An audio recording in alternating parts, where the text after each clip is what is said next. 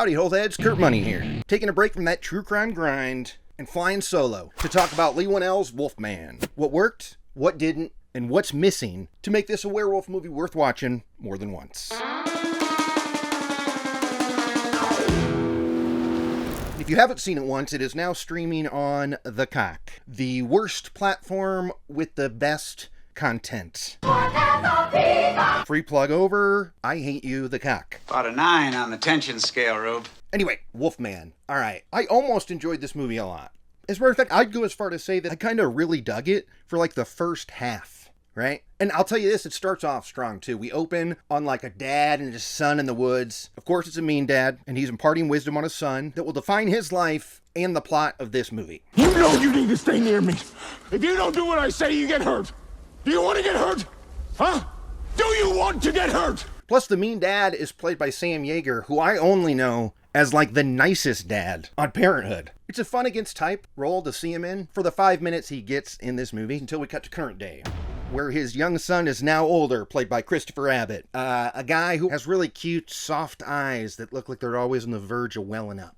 The casting of child Christopher Abbott to current day Christopher Abbott, well done. Well done on that. So he's with his kid, and of course he's way nicer to his kid, kind of, but he's just as afraid for her. I told you to get down. Why didn't you listen to me, damn it? I think he's a great choice for this, because we know that those soft, near-teary eyes are going to be wolfing out soon. Well, speaking of soon, I got to give the movie credit on this. It kind of gets to it pretty quick. And they get the obligatory stuff out of the way fast, like establishing that his marriage to Ozarks over here is not going as planned, and things ain't working. I don't think we're doing well right now. So what should they do but take a trip out to his dad's cabin that we saw in the beginning? I like this setup too, because he gets a notice in the mail that his dad has been declared legally dead. So that means he's been missing for at least 7 years. I know that for a fact. Thank you, Dateline. Diabolical. So that's good for two reasons. One, it means that we've got this cabin that they can go to for the summer. But also it means you know that dad ain't dead.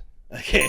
And he's most likely going to be a wolfman. Do you want to get hurt? Then bam, we're off to that cabin. They're in like a moving truck, and they're driving through what looks like straight up scary, terrifying woods. Woods, I would not be driving a moving truck on a dirt road. That's it. That's all there is to it. Paved only. Now, of course, they get lost because old dude hasn't been there in a long time. They pick up an old friend that Christopher Abbott definitely does not remember. Right. Oh, Derek. And he's alive just long enough to say some weird stuff about him and his fam. I bet you look at them every day and wonder how you got so lucky to have such a smart and beautiful family. Then a mysterious figure, aka the Wolfman, is standing in the middle of the road looking at him. This is where it really gets cooking, because we're already at the inciting incident where he gets the freaking scratch in the arm, but first his new buddy bites it. He dies quickly because he opens the door. Not smart for a man of the woods. Okay? And then we see a figure slash him up and drag him off screen. Right at this point, I'm going, where the hell are these bad reviews coming from? Because I'm loving every bit of this. I love a good, we got to get off the truck before it drops scene. Okay? There's a bunch of them. Jurassic Park's got a great one. Hell, The Lost World has a decent one too. But the best one for me has got to go to Breakdown with my boy Kurt Russell. All right? That's how you drop a truck. You got to make sure you have a JT Walsh laying down there. Splat. Love it.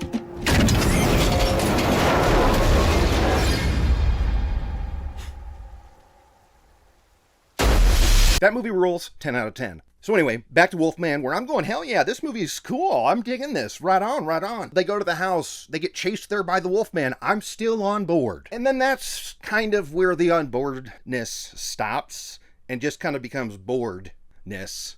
Wordplay there. Always a fan. No. But then the rest of the movie happens. It's just sad dad turns into Wolfman, saves family from his own mad dad. Because yes, of course, his dad wasn't missing. He was just busy wolfing. And we know it because we see a tattoo.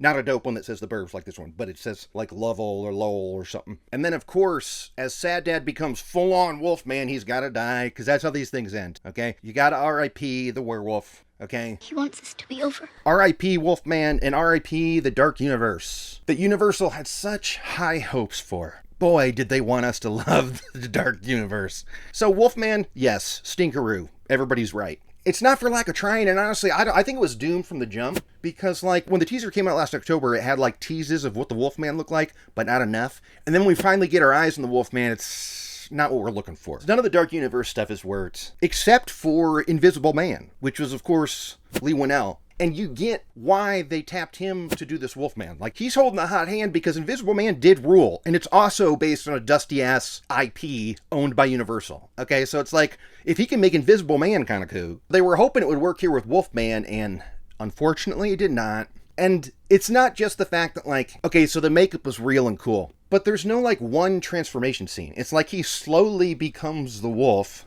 in different, like, it happens piecemeal throughout the movie over, like, 20 minutes or something. And you never think it's complete, because I'll tell you this has got to be the least hairy Wolfman I have ever seen. Dude's back hair looks like mine. Sick burn on me. Boom. Roasted. Worth it for this. Because I need way more hair on my Wolfman. This is insane. Like, his face is all gloopy and gloppy. We're supposed to be scared of this dude. And while I guess I am, but less because I'm afraid that he'll bite me, and more that I'm afraid of what I'll get if I touch it. Right? Like, what's with this face here? Anyway, distracted. Where am I? Wolfman, transformation. It didn't happen all in one scene. Like, the best werewolf movies are famous for the transformations, and they're friggin' dope, right? This one, the most we see together are just a few of these close-ups. Like one nail popping and a little cheek bubble. That's not enough for me. But this movie might have stood a chance at becoming like a cult favorite on streaming if it had the one scene that it's missing that all the best werewolf movies have. Did you ever see The Wolfman? Quick sidebar, I've never partied with the proper line of Wolfmen. Lon Chaney and his like, never have I seen any of those. But I'm familiar with the best werewolf movies in the biz, and those are American Werewolf in London and The Howling, of course, by my boy, Joe Dante. Yeah, I prefer The Howling. That is my favorite werewolf movie, but we gotta give a special shout out to American Werewolf in London because it's the only werewolf movie, and only movie as far as I know, that has a credit at the very end of the movie that congrats Princess Di on their wedding. That's for real. That's literally at the very end of the credits. I'll admit, The Howling doesn't have that, okay? Both movies, I think, came out in 81, which is also weird that peak werewolf was in 81. There's other werewolf movies I enjoy, like The Howling 2, Your Sister is a Werewolf. And I saw her sit upon a hairy beast. Also fun. But think about the two at the top of the pile. And this is pretty much a given. I mean, this isn't really up for debate. What they both have is a scene where the dude is becoming a werewolf and he's loving the hell out of it. Listen to this part here. He's having the time of his life just wolfing out. And one would argue that American Werewolf in London is sometimes having too much fun because it gets a little annoying sometimes. I don't know why I feel so good. I haven't felt this good in a long time. You know, my body feels great. I feel like an athlete. Let's go back to your place real quickie. And in The Howling, Robert Picardo, also in The Burps, I like this. he knows it hurts and all that, and he's mad and rawr, but he's also like doing straight up Looney Tunes stuff where he's like picking the folder out with his little werewolf hand. There's some funny stuff in The Howling. Actually, all the werewolves in that movie love being a werewolf. I will argue that. You can't tame what's meant to be wild, Doc.